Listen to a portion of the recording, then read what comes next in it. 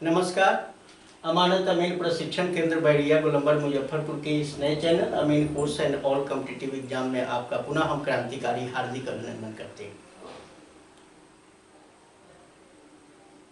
खानापुरी से संबंधित लगातार क्लास चल रहा है, जिसका लाभ आप लोगों को मिल रहा होगा। खानापुरी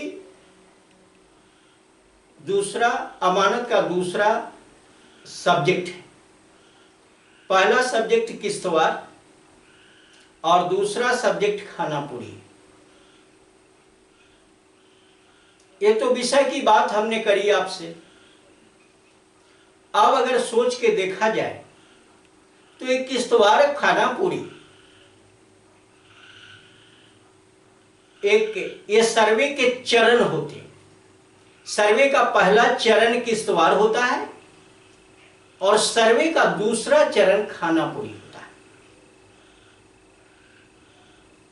और सर्वे का तीसरा चरण बुझारत होता है और सर्वे का चौथा चरण तस्दीक होता है। अभी हम खानापुरी जो सर्वे का दूसरा चरण है, खानापुरी के एक एक सिस्टम को हम बारीकी से आपके समक्ष रख रहे हैं। खानापुरी का जो सिस्टम है उसमें सर्वे से संबंधित सारे रूल रेगुलेशन की चर्चा की जाती है। अभी हम एक इंपॉर्टेंट सवाल आपके समक्ष रखेंगे और उसका विवरण, उसका विश्लेषण, उसकी उपयोगिता या उसके संबंध में जो आप लोगों के लिए आवश्यक है वो जानकारी प्रस्तुत करेंगे हम यहां से, ताकि आपको इसका लाभ मिल सके। आपके लिए वह नया नहीं होगा, आप पहले से इसको जानते हैं। अगर नहीं जानते हैं तो लोगों के मुख से सुनते भी हैं। आज का एक सवाल है, जमाबंदी क्या है? तो सवाल पहले लिखेंगे, फिर उसका विश्लेषण करें। सवाल लिखते हैं, जमाबंदी क्या है?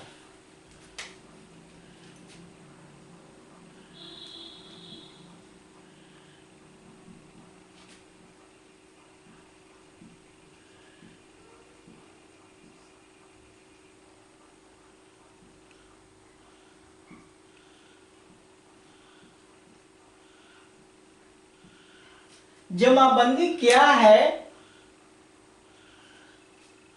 सवाल तो बहुत छोटा है। कोई जरूरी नहीं है कि छोटा सवाल का आंसर छोटा ही हो। कभी कभी छोटा सवाल का आंसर बहुत बड़ा होता है और जो सवाल देखने में बड़ा लगता है उसका आंसर बहुत छोटा होता है। इसमें मेन शब्द ये जमाबंदी और इसी जमाबंदी का विश्लेषण अभी हम करने जा रहे हैं। जमाबंदी एक प्रकार का रजिस्टर होता है। अब उसको जमाबंदी रजिस्टर नहीं बोलना है। सबसे पहले तो ये बात सेट कर लेना, या तो आप जमाबंदी बोलिए या रजिस्टर बोलिए, ये दोनों अलग अलग चीजें हैं। जमाबंदी ही एक प्रकार का रजिस्टर है। तो हम या तो जमाबंदी कहें। आप अपने जमीन का विवरण कहां देखते हैं? तो जमाबंदी में। जमाबंदी क्या होता? तो एक रजिस्टर होता है। अब जमाबंदी ये शब्द है और आपको बताया भी कि एक प्रकार का रजिस्टर है यह।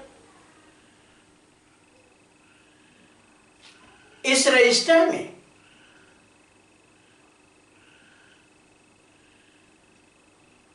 प्रत्येक गांव के संपूर्ण भूमि का विवरण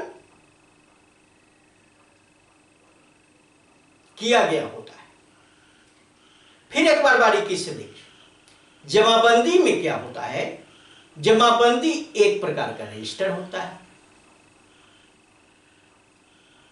इसमें गांव के प्रत्येक किसान के संपूर्ण भूमि का विवरण इस रजिस्टर में लिखा गया होता है। अब संपूर्ण भूमि का विवरण लिखा गया होता है, तो भूमि के विवरण में क्या क्या लिखा जाता है, थोड़ा सा उस पर हम फोकस करना चाहें। प्रत्येक किसान के संपूर्ण भूमि, यानी ऐसा लगेगा कि गांव में जितने जमीन है वो किसी न किसी किसान का ही वह जमीन है। तो जमीन से रिलेटेड जो भी बातें होंगी, जो भी विवरण होगा, जो भी विश्लेषण होगा, उस रजिस्टर में दर्ज किया जाता है। जैसे उदाहरण के रूप में आप देख सकते हो, खाता नंबर, खेसरा नंबर। खेसरा नंबर का मतलब प्लॉट नंबर। खाता नंबर का मतलब होता है खतियान का सिलसिलेवार नंबर। ये सब हमेशा दिमाग में, जैसे हम खाता नंबर बोलेंगे, इतना बात आपके दिमाग में सेट होना चाहिए। खेसरा नंबर बोलेंगे, आपके दिमाग में प्लॉट नंबर होना चाहिए। खेसरा नंबर, और खेसरा नंबर के बाद चौहद्दी। चौहद्दी आप देखते हो, चौहद्दी का मतलब होता है कि उस प्लॉट के चारों ओर किन किन रैयत का, माने किस किस किसान का खेत है, उस किसान का नाम, उस किसान का नाम ही उस खेत की चौहद्दी। चौहद्दी उस प्लॉट का, यानी उस खेसरा का क्षेत्रफल, क्षेत्रफल के लिए 3 यूनिट उसमें दिए जाते हैं। वह होता है एकड़, डिसमिल और हेक्टेयर, जिसको हम रकबा बोलते हैं। अमानत की भाषा में रकबा शब्द का इस्तेमाल किया जाता है। ऐसे रकबा अगर आप नहीं समझते हो तो क्षेत्रफल समझो, अगर अंग्रेजी जानने वाले लोग हैं तो एरिया समझे। तो उसका एरिया या क्षेत्रफल या रकबा कुछ भी बोल सकते हैं, उसका विवरण होता है। और वह यूनिट क्या होता है, तो एकड़, डिसमिल और हेक्टेयर। उसके बाद टाइप्स ऑफ लैंड, यानी जमीन के प्रकार का भी विवरण उस रजिस्टर में होता है। यानी कहने का मतलब कि जमीन किस टाइप का है, जमीन का कौन सा टाइप। अब मुख्य रूप से जमीन के 2 प्रकार होते हैं। एक को कहते हैं भीठ और दूसरे का नाम है धनहर। भीठ के भी 2 प्रकार होते हैं, भीठ नंबर 1 और भीठ नंबर 2। और धनहर के 3 प्रकार होते हैं, धनहर नंबर 1, धनहर नंबर 2, धनहर नंबर 3। इसका भी विवरण उस जमाबंदी में होता है। फिर लगान संबंधी विवरण को भी उस जमाबंदी रजिस्टर में लिखा गया होता है, उसका भी विवरण प्रस्तुत किया जाता है उस रजिस्टर में। साथ ही साथ इसके अलावे उस जमीन पर विशेष रूप से और क्या क्या है, और क्या क्या का मतलब क्या होता है कि जैसे उस जमीन में बाग बगीचा हो, कोई इकलौता पेड़ पौधा हो, अगर उसमें कुआं हो तो कुआं का विवरण, ये सारी चीजें उसमें दर्ज होता है। यानी जमीन के एक एक बिंदु को देखते हुए, जमीन पर उपस्थित एक एक चीजों को देखते हुए, उन सारी चीजों का विवरण, उस प्लॉट के अंदर कौन कौन सी चीजें हैं उसका विवरण इस जमाबंदी में लिखा होता है। और वह खेसरा किस रैयत के नाम से, उस रैयत का नाम या तो एकल खाता हो, मिश्रित खाता हो या संयुक्त खाता हो, उसका भी विवरण उसमें प्रस्तुत किया जाता है। ऐसे खाता का जब विश्लेषण करेंगे तब पूरा का पूरा डिटेल्स करेंगे। ये तो जमाबंदी अभी बता रहे हैं कि ये क्या है। अब रह गई बात कि ये रजिस्टर बना कैसे। आप सुनते हो कि जमींदारी प्रथा थी, जमींदार ही जमीन के मालिक हुआ करते थे। ये सब मुगल एम्पायर की बात है। मुगल एम्पायर में ऐसा था। अंग्रेजी हुकूमत में तो सर्वे करा दिया गया।